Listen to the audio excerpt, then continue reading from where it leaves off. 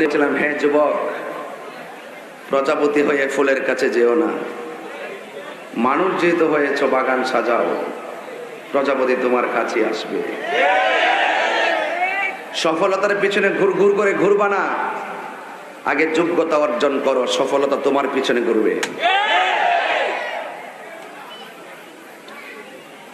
মদিনায় যাওয়া লাগবে না, ঘরে বসে আপনি নবী নবী করেন, দেখবেন ভাঙ্গা করে আল্লাহর হাবিব আপনাকে দিদার দিয়ে ধন্য করে দিয়েছেন।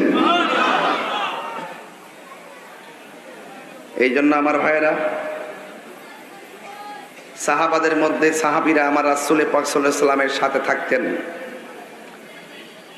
এক সাহাবী আল্লাহর হাবিবকে ডাক দিয়া কই, ইয়া রাসূলুল্লাহ, আপনি শুধু উযু করবেন না, উযুর সঙ্গে কাশ মুবারক ফেলেন। সাহাবীরা আল্লাহর হাবিবের কাশ মুবারক এমন ভাবে হাতে নিতেন,